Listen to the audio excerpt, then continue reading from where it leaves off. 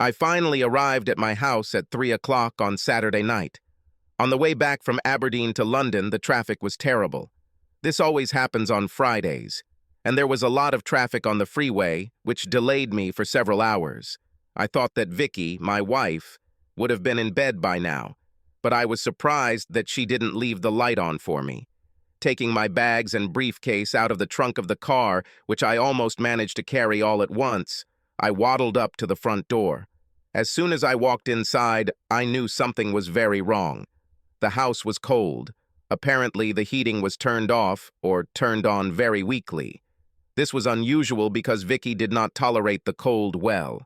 After placing my bags on the floor, I turned on the light and was shocked to see that some of our furniture was missing. Somewhat confused, I quickly went upstairs to our bedroom, where Vicki was supposed to be sleeping in the bed. The bed was empty, the closet doors and dresser drawers were open, and almost all of Vicki's clothes were gone. I stood there in shock for a few moments. What the hell is going on here? Thinking that a little something to drink would be a good idea, I returned to our living room. I grabbed a bottle of rum from the bar, then collapsed into my deep chair to contemplate the situation in which I found myself. It was very obvious that my loving wife had left me. But why? Vicki and I were married for almost 19 years. We had two wonderful 18-year-old twin girls, both in their first year at Bristol University. Don't try to do a little math. Vicki was 5 months pregnant when we got married. Look, I'll be honest. When Vicki and I got married, I don't think we were head over heels in love with each other. We were just hanging out and having a good time, but you know how it goes. We screwed up big time. Vicki got pregnant with Susan and Sandra, so I did the gentlemanly thing. Hell, there was nothing more I could do. My old man would have killed me if I didn't do it. But love is a strange thing. I soon found myself completely in love with Vicki and my girls. Almost my entire life revolved around them. Whatever Vicki wanted, I would break my back to get it. I don't care what anyone says. I am as devoted to her as any man can be to his wife. And since the girls left for university, we've been making up for lost time when they were children. However, everything was not quite like that. Victoria was a strong-willed woman, and to be honest, I usually gave in to her wishes. Overall, I was happy with most things in my marriage, but now it looked like I was living a lie, or at least Vicki was living a lie. It definitely looked like Vicki had dumped me. I just couldn't understand why. She always told me how much she loved me. We discussed the fact that neither of us really thought we would have gotten married to each other if she hadn't gotten pregnant. But we both agreed that this was probably the best thing that had ever happened to us, and how deeply we had fallen in love with each other since we got married. It seemed to me that someone might have changed their mind.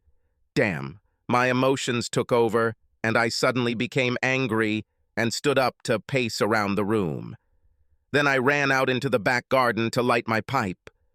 Vicki doesn't like the smell of my pipe tobacco in the house, so I always go outside to smoke. I was there for 10 minutes before I realized that Vicki wasn't here to scold me, and it looked like she wouldn't be here in the future either. And yet, for some reason, I finished my pipe outside. As I walked back through the back door, I noticed a letter lying on the kitchen table. I stared at him for a moment. To David was written on the envelope. The letter was undoubtedly from Vicki, and when she wrote it, she was annoyed with me. When she calls me David, it means she's upset with me. I sat down at the table, took the envelope, and turned it over in my hands. I don't think I really wanted to open it. I knew I wouldn't like what was written inside. I slowly tore the envelope open, then unfolded the letter that was inside. You bastard. You lying, cheating, self-centered bastard, I'm leaving you. I thought you loved me, but now I know differently. You cheated behind my back with that little slut, and I can prove it. I'm going to see a lawyer on Monday. I'm going to divorce you and take everything I can get. I'll teach you how to play the fool. Didn't you at least think a little about our girls when you were hanging out with that little slut? She can't be much older than the twins. I'll take everything I can from you, bastard. So you better find somewhere else to live because you won't be able to run a house when I'm done with you. And if I ever see that little slut, you can tell her I'll gouge her damn eyes out. Victoria. Interesting, I said to myself out loud. I wonder who Vicki thinks I'm sleeping with, and who this little slut is. I think there was a mistake somewhere along the way in the intelligence department. Look, do I look like a guy who cheats on his wife? Such a guy would probably have left Vicki when she became pregnant. I'm the kind of guy who appreciates what he has and definitely doesn't want to lose what he has. Yes, there were times when I was tempted. What guy hasn't done this? But I always knew which side of the toast was buttered, and I was always very careful about what I did. However, it was obvious that Vicki was convinced that I was fooling around. So what should I do? Well, there was really only one thing left to do. Go to bed. Look, I got up before 6 in the morning on Friday, and now it was 4:30 on Saturday morning. So I went to bed. Yes, it's just so calm. Look, I got where I am in business by not letting my emotions get the better of me. Once I realized what the problem was, I could relax a little, knowing that I could quickly put Vicki's mind at ease. All I had to do was prove to her that she had done everything wrong, and bingo, the crisis was over. But when I got into bed, I found that I couldn't sleep. Questions came into my head that I did not expect. If Vicki thought I was cheating on her, why didn't she challenge me about it? Maybe it was because she expected me to cheat? But why would she do this? One thing I've learned over the years is that people expect others to behave the same way they do. Now wait a minute. Could Vicki have thought that I was cheating on her because she was playing with me? And then being suspicious of me for some reason, she assumed that I was cheating on her. At this thought, I jumped out of bed like someone shot. This was serious. Before I knew it, I was tearing this damn house apart in search of anything that could give at least some hint that Vicki was cheating on me. I turned her sewing room upside down.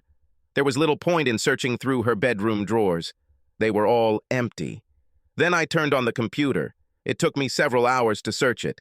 I hacked her email passwords pretty quickly and then spent hours looking through internet history files. A big waste of damn time, but a necessary one. I found absolutely nothing other than Vicki's hunt for a divorce lawyer. She did so on Thursday. But I couldn't find any indication that she actually contacted the lawyer she apparently chose. I had an evil idea. The only way to win the battle is to go on the offensive. It was an unlikely chance, but I decided to give it a try anyway. Just after 9 a.m., I emailed the lawyer she had apparently chosen to act on my behalf in the divorce case. There was a slim chance that Vicki hadn't actually spoken to her yet. I'm lucky. A few minutes after I sent the email, she replied, asking me to come to the office as soon as possible, which I did. Just after 10 a.m. on Saturday morning, I handed Maria Grant the check, and from that moment on, she became my lawyer. Vicki couldn't understand that some lawyers work on Saturdays.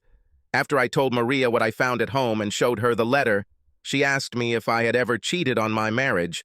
I told her that I love my wife, and since we got married, I haven't done anything that I felt would jeopardize my marriage. Maria told me to sit quietly. I should try to find out where Vicki went and talk to her. Maria thought that it was probably just a misunderstanding and that everything could be sorted out if we could communicate a little. I returned home and began the hunt for Vicki. I called her parents and brother, but they said they hadn't heard from her and she wasn't with them. Obviously, she didn't tell them anything. The same was true for her sister, but I decided that she lived too far away for Vicki to go there. Vicki's family, although she obviously kept them in the dark about leaving me, immediately took my side once I told them why she left. The next call I made was one I wasn't looking forward to, but I knew it was truly my last chance. It was Vicki's friend, Chantel.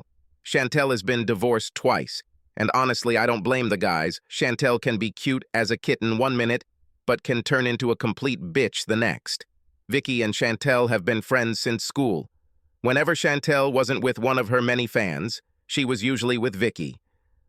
Vicki and Chantel had a hen party every couple of weeks or so, and it wasn't unusual for Vicki to call me and ask me to pick her up.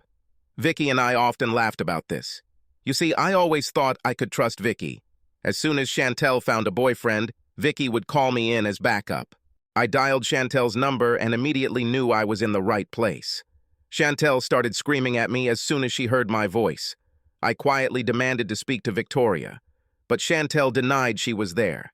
I was sure this was the case as it was the only place left she could go, and Chantel's rant told me that she knew all about Vicki leaving me.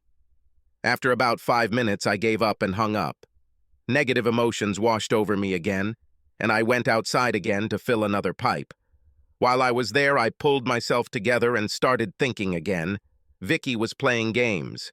This escape without talking to me was calculated to drive me crazy. Well, that wasn't supposed to turn me on anymore. I haven't done anything that I should be ashamed of. Okay, Vicki, if you want to play games, I'll damn well play games.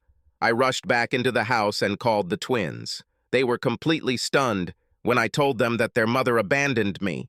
Of course, I told them I didn't do anything to make Vicki leave me, and I'm pretty sure I convinced them. I also told them that I thought Vicki was staying with Chantel, and then said that as far as I was concerned, she could continue to stay there. The girls said they thought it was all just a stupid misunderstanding, and that their mother would come to her senses soon. I know I really shouldn't have brought the girls into this. But we were playing stupid games, and I knew they would give their mother a good beating for it. Then I went to the garage.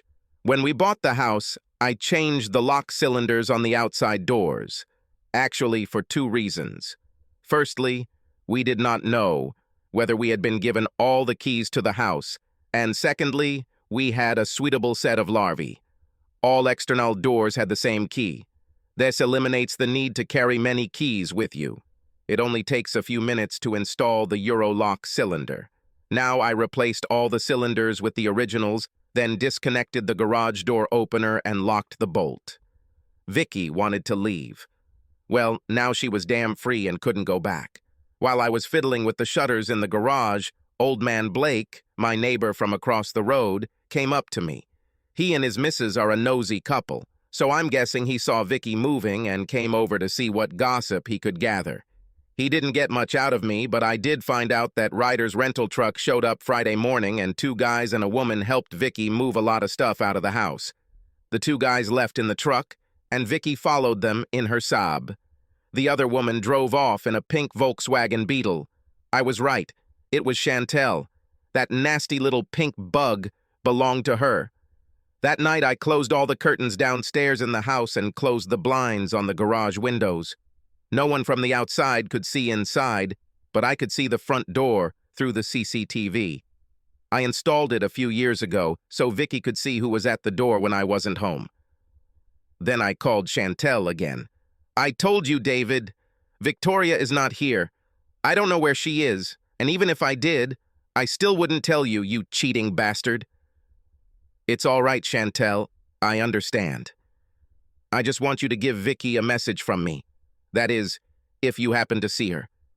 Tell her that since she decided to believe some stupid rumor without even talking to me, I don't think I want to know where she went. I actually don't think I want to see her again. If by any chance you hear from her, could you please ask her to tell me where my lawyer should send the divorce papers? I'm going to divorce her for desertion. We'll just see who gets the short end of the stick in her little game. You can't do this. She's going to divorce you for adultery. For her to do that, Chantel, I would actually have to commit adultery with someone. And since I know what I did or didn't do, I think I'm quite safe on that score. Now don't worry about your little head. The divorce will be decided in my favor, because Vicki got it into her head to leave me. I have a stupid letter here from her where she says she does just that. My lawyer says that's all I need. But you were seen. I hung up and then unplugged the phone. That little slip from Chantel was all I needed to hear. She said I and then changed her mind and said, you were seen, starting with the last half of the sentence. I decided that Chantel thought she had seen me somewhere with another woman. So, will Chantel tell Vicki exactly what I said? And will it make Vicki doubtful? I went to the kitchen and cooked myself some food. Then, when it was completely dark outside, I slipped out the back door and walked around the house to make sure no one could see inside. Vicki wanted to play games, so there will be games that we will play. I then settled down at the computer to entertain myself until the fun I was hoping for really began. It was 8:30 when I saw Vicki's Saab pull into the driveway. Vicki's plans must have changed. I saw her sitting in the car for a while, watching the house. Chantel then came and got into her car. Chantel must have arrived in her car and parked it on the street where I couldn't see her. It seemed like Vicki was playing it safe. I hoped she was thinking that maybe she didn't have enough evidence if it went to trial, or that maybe she was wrong. In any case, I think she hoped that she would come back to stay. If she lived in this house, I would not be able to claim that she abandoned me. After waiting about 15 minutes, Vicki got out of the car and tried to unlock the front door. I realized she was probably trying to open the garage door with the remote control, but eventually gave up. Of course, her key didn't fit the lock. Vicki rang the doorbell a couple of times and even called out to me through the mailbox. Chantel got out of the Saab and joined her. I heard them talking, but other than Chantel saying, "Try the other door," I couldn't hear anything else. They both moved out of CCTV range, and I soon heard them at the kitchen door. Then at the patio door, less than 5 feet away from me. The next minute, they were at the front door again. After trying to open the front door again, Vicki walked over and attempted to lift the garage shutters by hand. Throwing this away as a bad idea, the two of them returned to the Saab and stood next to it for some time, talking animatedly. It ended when Chantel left and Vicki returned to her car. For the next half hour, Vicki sat there, apparently making repeated calls on her cell phone. But she didn't really talk to anyone. I could only assume she was making calls to her home phone, but the line was disconnected. Chantel then returned with a bag from McDonald's. She joined Vicki in the Saab, and they stayed there until well after midnight, when they left quite unexpectedly. Poking my head out from behind the curtain, I saw that they had left Chantel's Volkswagen parked on the street, so I assumed they were planning to return the next morning. They sat there in the driveway all Sunday afternoon with Chantel making numerous trips to McDonald's, which is not too far away. They left again just after midnight. But this time they also took Chantel's car. I assumed Chantel needed it to go to work the next morning. On Monday, I got up and left the house very early, just in case Vicki showed up again. I walked out to the motorway service area, where I ordered a dubious breakfast. Then I sat and read the daily newspapers until it was time for me to go to work. Unusually for me, I was the first one that morning. I figured the game would end today. Vicki was supposed to call me at the office, but I figured I'd gotten some payback for scaring me on Friday night. And sure enough, at 5 minutes past 10, my phone rang. "David, where the hell have you been?" Vicki was beside herself. I tried to get into the house all weekend. This verbal attack upset me again. To be honest, I expected to see a very remorseful Victoria that morning. "I wouldn't advise you to try to break into the house again, Vicki. You don't live there anymore, remember? And since the house is too big for me alone, I rented it out." A lie, of course, but it had the desired effect. Vicki has gone crazy. "Are you crazy? You couldn't rent it out. Why the hell did you do that?" "Listen, Vicki, we have a very expensive trial ahead of us. The rent on the house will help me pay for it." "You're crazy, damn it." "No, Vicki, you went crazy when you started all this. You accused me of cheating on you. You called me all the nasty names in that stupid letter. And you didn't want to talk to me while you were hiding in Chantel's house." "David, we need to talk." "It's a little late to talk now, Vicki." The time of the conversation was Friday evening. Now it's time for lawyers to make money. "So that's it. You don't even regret what you did. Are you just happy to see my back after 20 years?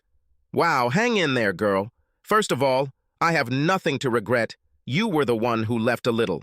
You were the one who left the stupid note that almost gave me a heart attack. And it was you who started talking about divorce. Now, I suggest you go and see that lawyer you so quickly threatened me with and find out what he has to say. Then call me back with his details so I can pass them on to my lawyer. Goodbye, Victoria." I hung up. Have I gone too far? Well, yes, that's probably how it was. But as far as I'm concerned, there's only one thing worse than discovering your spouse has been playing behind your back. And that's when the person you love doesn't trust you as much as they should. I made a couple of phone calls that I thought were necessary. The first was to Ryder Truck Rental. I needed to check something out with them. They gave me a phone number, and I had a long conversation with a very remorseful little man. I met him once at one of Chantel's parties. I think I scared the crap out of him. I then made an international call and covered the issue.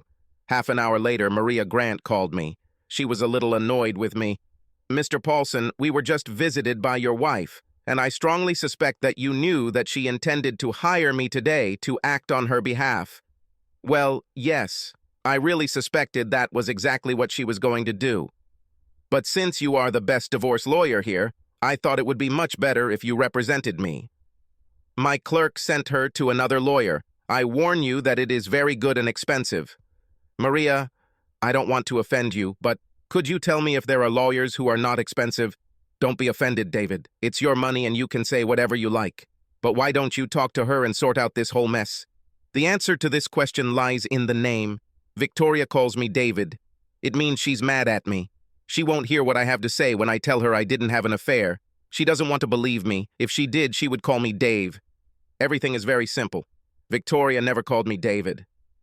I'm not sure I understand your logic, but I really think you two should get together and talk. Well, I'm ready to do it when Victoria agrees to listen. But then I need to ask her some pretty important questions. If I don't get the answers I need, you will definitely be pursuing our divorce. David, do you have reason to believe that your wife cheated on you or something like that?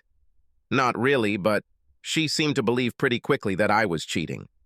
I always thought that people expect others to behave the same way as themselves. I just wondered if Victoria was as faithful to me as she expects me to be. She seemed to be very quick to judge me. I think I understand your logic now. But this is not something I have encountered before. Well, let's see what happens next, shall we? I'll call you later, Maria. I barely worked the rest of the morning, and it wasn't until about 12 that Vicki called me back. Dave, we need to talk. I stopped the attack immediately and agreed to meet her at 2 o'clock in a pub down the road from my office. At first, Vicki seemed surprised by what she took to be my sudden capitulation, but when she started calling me David again, I realized the fight wasn't over yet. I was sitting in a quiet corner when Vicki walked into the bar. She came and sat opposite me, although I thought she would sit next to me. "Aren't you going to buy me a drink?" she asked. "No, you can buy your own damn drinks. Remember, you left me. You don't need me." Vicki was stunned. I think she still thought I cheated on her and so had to defend myself. She stood up and walked over to the bar to buy herself something to drink. "Well, what can you say in your defense?" she asked when she returned. "Victoria, I don't have the slightest idea what came over you. What do you think I should apologize for? I don't know. You were in Blackpool last weekend with some little slut. You've been seen, so don't try to deny it. Victoria, last week I was in Edinburgh. You know this. I've talked to you about it several times. I don't remember anything like that. I spoke to you on your cell phone, and for all I know, you could be in fucking Timbuktu, and they told me you were in Blackpool with a woman. Victoria, I was working. You know my route. It's the same 4 times a year. Glasgow, Edinburgh, Aberdeen. 3 days in each city. I've been doing the same thing for almost 5 years now. But you were seen in Blackpool. Okay, Victoria, who saw me in Blackpool? Whoever told you that he saw me there is either mistaken or lying. Why would anyone go to bloody Blackpool at this time of year anyway? It must be terribly cold on this coast at this time of year. To see the fireworks? Chantel went on a bus trip last weekend to see the Blackpool lights and do some Christmas shopping. She saw you and the little slut you lived with. She said you were so engrossed in her that you walked past her a couple of times and she followed you to your room. Chantel. I thought so. Vicki. How long have I known Chantel? Since you've known me, I guess. And you think I wouldn't notice Chantel if I stayed at the same hotel as her? Oh yeah. How long did I have to share the hotel with her? On the weekend. She went on a weekend trip, from Friday to Monday. Where is your logic, Victoria? Chantel is not my favorite person, but she's beautiful. Do you really think that I, as a man, wouldn't notice those sexy short skirts she wears, or that pair of tits that appear around the corner 10 minutes before her? Victoria looked slightly embarrassed. I think the argument was almost over, and she was about to capitulate and start apologizing when the door swung open and Chantel walked into the bar. She made a beeline for our booth and then, to my surprise, plopped down on the seat next to me, trapping me. With a look of triumph on her face, she pulled out a small folder of the type that photographs are kept in. Now, you bastard, explain it, she demanded, pulling photos out of the folder and shoving them under my nose. I quickly looked at the photos and then started smiling. I took them from Chantel's hands and turned them towards Victoria. Oh, didn't you recognize Mei Ling, Victoria? Look, Victoria, Chantel took some good photos of Mei Ling. I hope you remember my brother Chantel. You know, Chantel. I really didn't know they were there. Did you, Vicki? I believe their ship must have docked in Liverpool, and Philip must have also taken Mei Ling to see the Blackpool lights. You know that their ship usually docks in Amsterdam. My twin brother is married to Mei Ling, a beautiful little Chinese girl whom he met in Singapore several years ago. They live on a container ship, where he holds the position of first mate. The ship spends so little time in port that many married crew members accompany their spouses. Oh, and by the way, my brother and I are identical twins, as are my daughters. Twins are in my family, that's the rule. Vicki began to cry and Chantel sat with her mouth open, so I continued. Did you say hello to Phil, Chantel? If I remember correctly, you were crazy about him at our wedding, but that was a long time ago, wasn't it? Now they were both crying. Vicki, because she really screwed up, and Chantel, I guess, because she was upset that she brought Vicki into it. I sat and sipped my beer while the two of them recovered. After a while, they stopped crying, but it was obvious that they had no idea what to say. Chantel was the first to gather her courage. Dave, I'm sorry that I completely forgot about Phil. I really thought it was you. You look so much alike, Chantel finally said. Well, we definitely look alike after all. We are identical twins. And I wouldn't worry about Phil not recognizing you, Chantel. I doubt he would remember a slut like you. It was a little inappropriate, but I was still very angry. I'm so sorry, Dave. Now Vicki seemed to have regained her courage. I just didn't think about Philip. Can you forgive me for being so stupid? You have to understand what it looked like for me. No, damn it, I can't, I said angrily. Both girls suddenly had a very shocked look on their faces. I have a question for you, Vicki. Why? Why did you even think that I would cheat on you? We've been married for 19 years. During this time, have I ever given you any reason to doubt me? No, Dave, you were a wonderful husband and a great father to our girls. Then why were you so damn sure I was cheating on you? And before you answer that, think about it. Don't tell me it was because Chantel told you. It would mean that you trusted her more than me. I've been your husband, the guy who clothed you and fed you for the last 19 years. The guy who came running to find you when your so-called girlfriend found herself a stud for the evening during your joint night outs. Which, by the way, I never objected to. Vicki sat and looked at me. Apparently, she took my warning and thought before speaking. I waited a moment before continuing again. Why were you in such a hurry to believe that I would cheat on you? Maybe it's because in the past, you did things you shouldn't have done behind my back. You know that people tend to assume that others will behave the same way as themselves. See, this idea never occurred to me in the past. Maybe I'm dumb or something, but it never occurred to me that you would cheat on me when you were dating that slut. Because I could never imagine cheating on you, so I always believed that you wouldn't cheat on me either. But you moved the goalposts, Vicki, and now all that has changed. I think I was damn naive. Without thinking, you assumed that I was cheating on you. You didn't even bother to challenge me or anything. Your friend told you that I was cheating, and you accepted it as a fact, without question. Okay, now convince me that you never cheated on me. All those times you came home at 2 or 3 in the morning, and about those times when you stayed at Chantel's for the night. For that matter, what were you doing while I was away? Oh my God, Dave, I've never cheated on you. Honestly? Victoria finally exclaimed. Oh, that's what you say. But if that's the case, then who were those 2 idiots who drove that damn Ryder truck on Friday? And why did you kiss that little asshole? I saw Vicki literally jump when I said she kissed a guy. These are a couple of guys from Chantel's office. She asked them to help me. Oh yeah, and how did you pay them for their help when they delivered your things to Chantel's house? The same way Chantel pays for her services? Vicki knew what I was talking about. Chantel often told us how she pays to have her car serviced. I warned her many times that the garage owner's wife was a tough woman. I saw her in action once. Entertaining, but a little humiliating. Oh well, most guys love a good catfight. I never saw the girl she found her husband with again. No, I wouldn't do that. I just gave Mike a little kiss on the cheek to thank him for his help, that's all. It was just a light kiss. Yes, but it was in public, where the whole world could see you. What did he get in private at Chantel's house? Nothing, Dave. You have to believe me. They just unloaded the van and left. They should have brought the van back.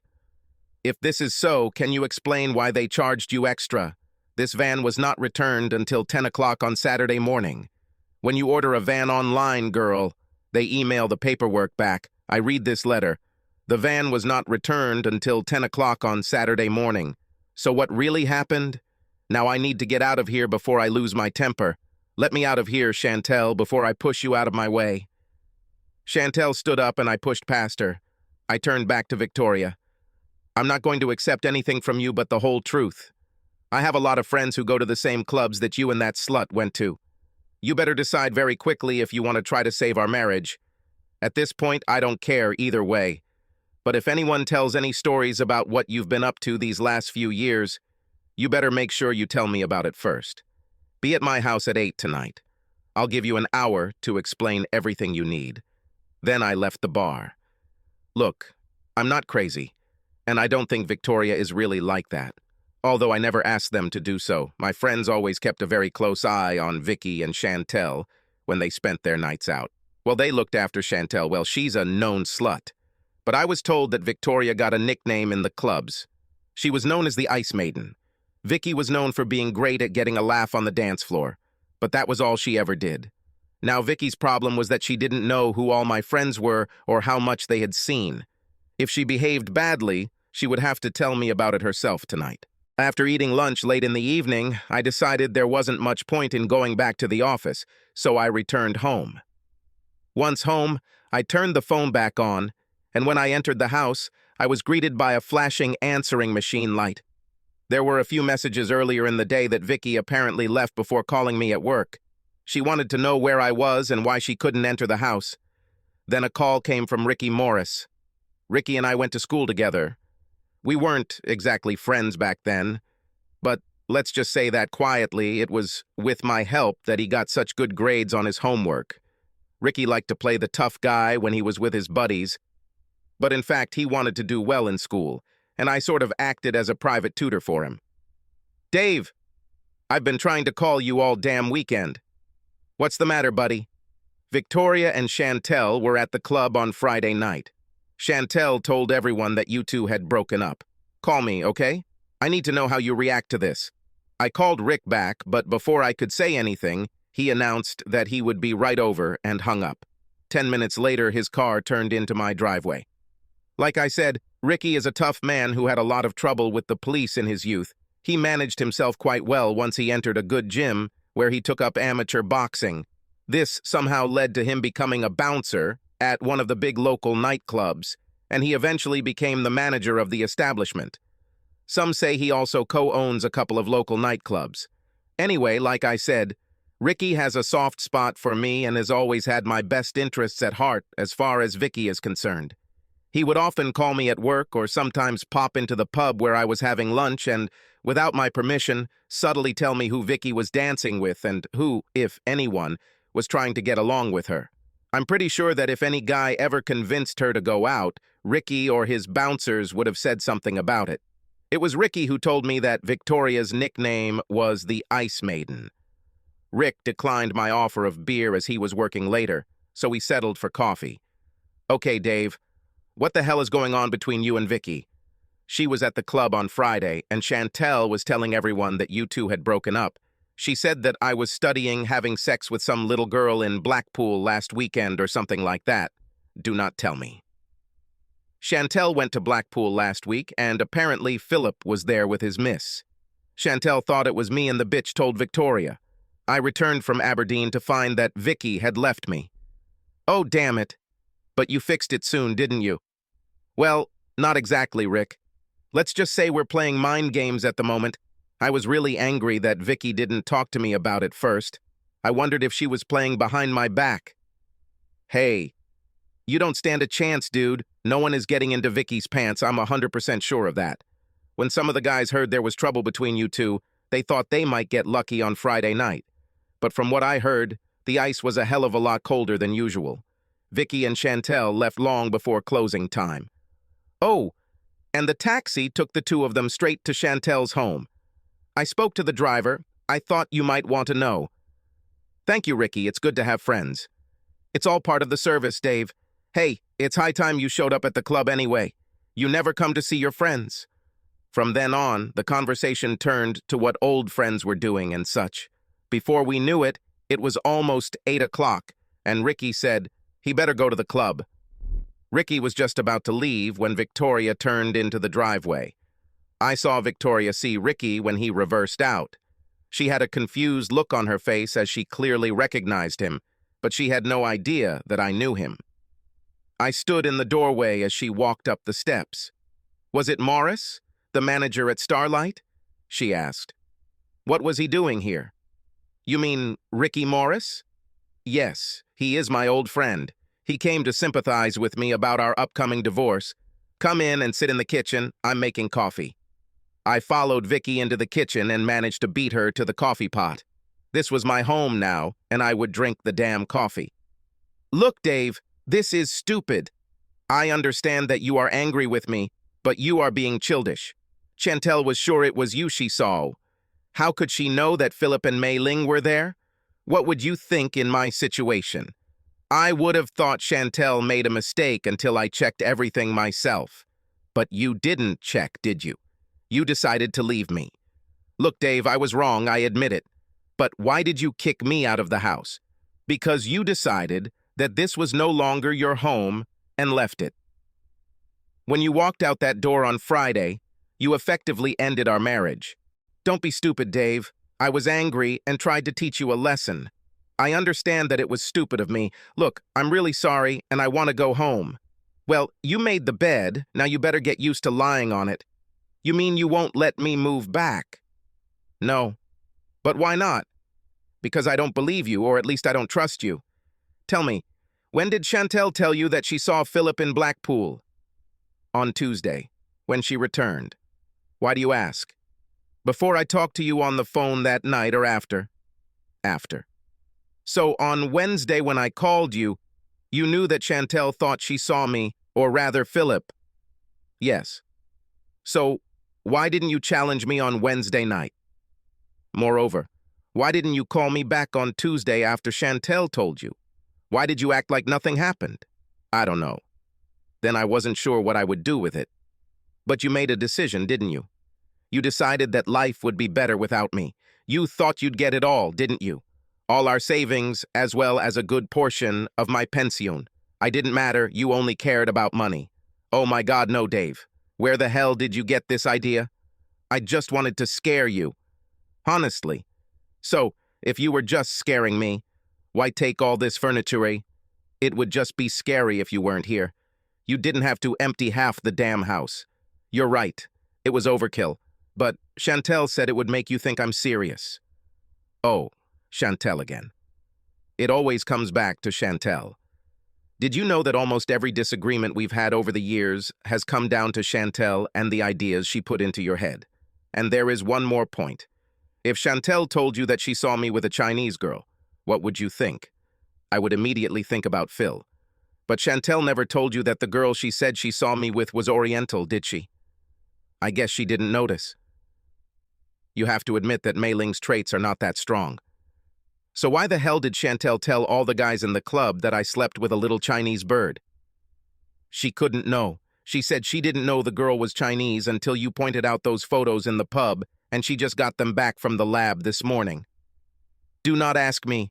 Ask Ricky next time you see him or any of your fans at the club. They'll tell you what Chantel told everyone. I think Chantel knew it was Mei Ling and Philip when she saw them. I just can't understand why she told you she didn't recognize them. But why would she do this? I don't know, Victoria. She's your damn friend. You will tell me what she was trying to achieve and why. But she seemed so confident. It was her idea for me to move out of the house. Vicki sat silently for a long time, staring into space. I stood up and poured myself a drink. Can I have one too? She asked. I poured her a whiskey and soda. Dave, can I ask you something? Is there something you don't like? But will you be honest with me? I've always been honest with you. Well, there were a couple of times when I had to lie to you when I was planning surprises, like our 10th anniversary honeymoon. No, this is serious. I need you to tell me the truth. Have you ever hit on Chantel since we got married? Now, who's trying to be funny? Of course I didn't do that. Do I look stupid? Only God knows what you can catch from her. She was never picky. What about Fran Cooper, your former secretary? Fran? You are crazy? You know her husband. Do you think I have a damn death wish?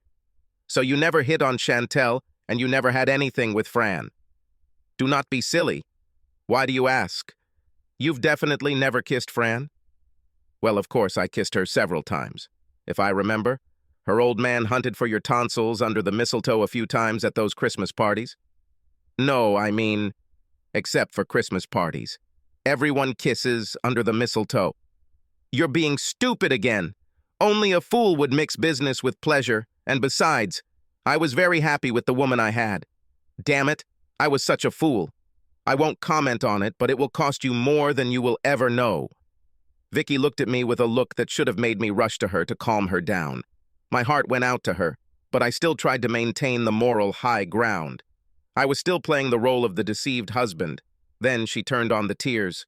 Oh, damn, I lost the battle. I was already having enough trouble leaving the pub earlier in the day when she started crying. Then Vicki made a serious tactical mistake. If she sat next to me, I would then capitulate. I walked over and sat next to her, putting my arm around her shoulders. It seemed like an eternity passed before she stopped crying. You never did anything that you were ashamed of in our marriage, did you? Sure, baby. So why? Why what, Vicki? Why did Chantel tell me you did it? Why did she tell me she saw you with Fran? You better ask her about it, Victoria. She's your friend. No, she is not a friend. No more. I don't know why, but all the doubts I had about you and our married life were instilled in me by Chantel. What the hell are these doubts? Oh, the suspicions that you cheat when you're not at home, and that you had something with Fran. Why the hell have you never said anything about this in the past? Because I love you. I didn't want to bring our relationship to a break.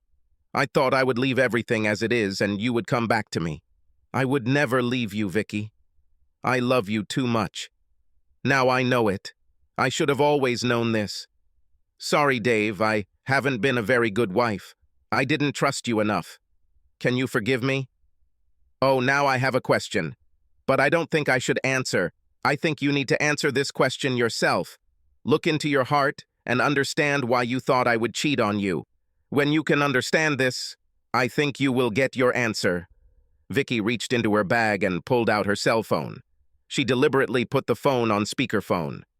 Chantel, you are no longer my friend. I never want to see you or hear from you again.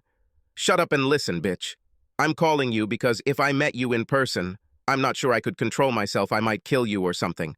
All my life, I've listened to you. Now I understand that you have always tried to drive a wedge between me and my husband.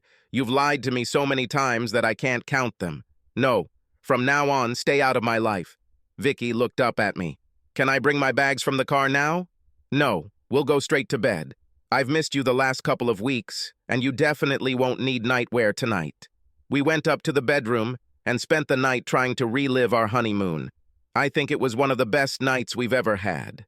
In the morning, I ordered that our furniture be taken from the warehouse that Victoria had hired. We returned to our old life. Oh, there were lawyers' bills to pay, but at least Chantel was out of our lives. I think it was worth every penny.